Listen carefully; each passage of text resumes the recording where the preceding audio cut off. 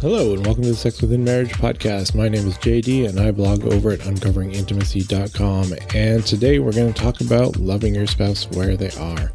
I often give beginner homework to my coaching clients, and a few of them will likely listen to this and think, he's talking about me. And you're not wrong, but you're also not alone.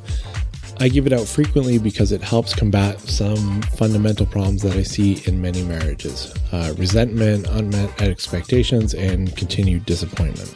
And whatever caused this resentment doesn't usually matter. If you want to improve the marriage, you have to get rid of that attitude first. Resentment leads to contempt, and once you hit that point, the marriage is on life support, and it becomes very challenging to resurrect. And some clients that I give this to come to coaching and realize that they have this issue. They recognize that resentment is an attitude and attitudes can be changed.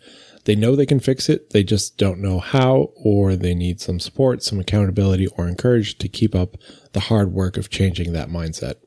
And it is hard work. Reversing that mindset takes time, takes effort, and consistently following the plan we co-create. There are ups and downs, backslides, and sidetracks, but if they put in the work, then it does happen. And then the fun begins, and because now we can make some real progress.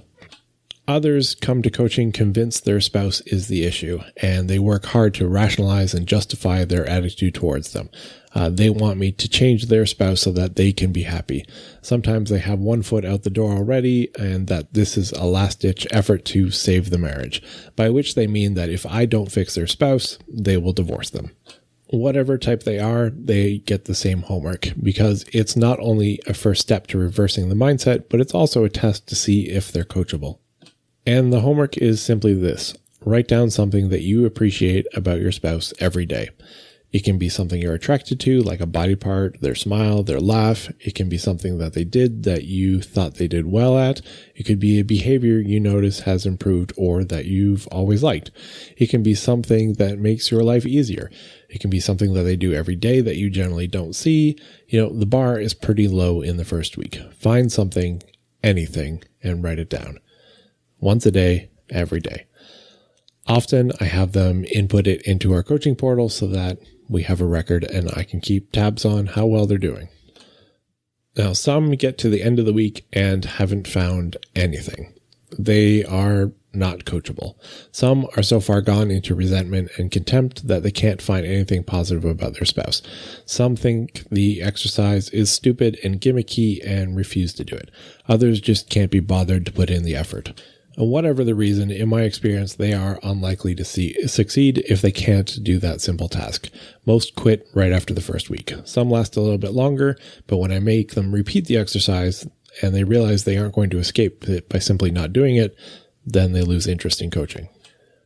And the reward for doing the homework for the ones that do it, next week we do it again. But this time, you tell your spouse what you appreciate each day. Oh, and no repeats. We train their brain to look for things to appreciate.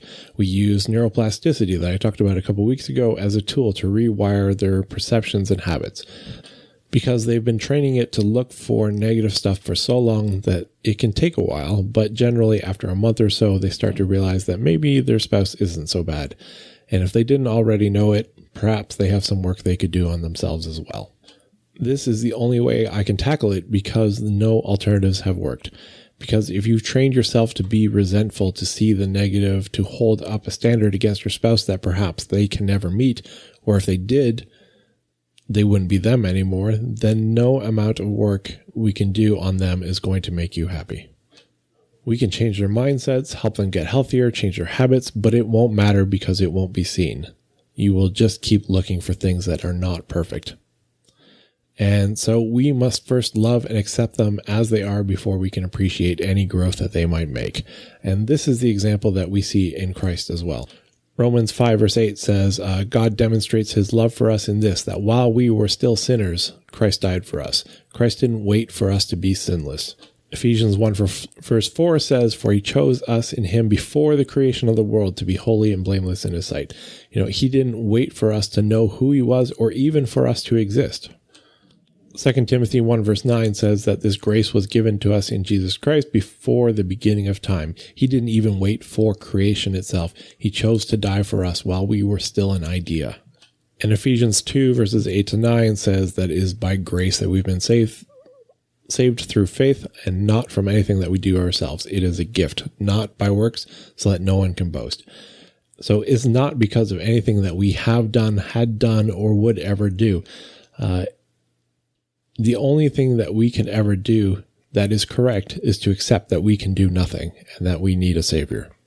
And this is the love that we should have for our spouses, to love them as they are, for who they are, not because we think they'll be better, not because they have potential, not because of what they give to us, but simply because we chose to love them.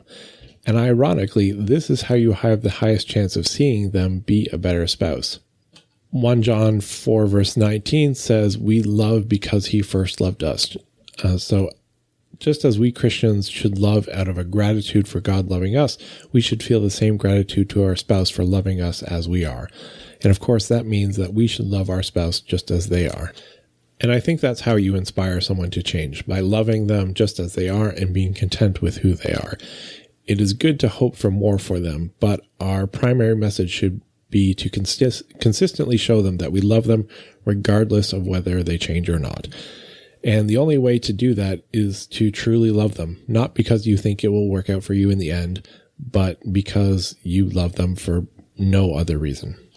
Because that's when we feel comfortable stretching and growing, when we know our vulnerable attempts will not only be accepted, but appreciated, even if we fail.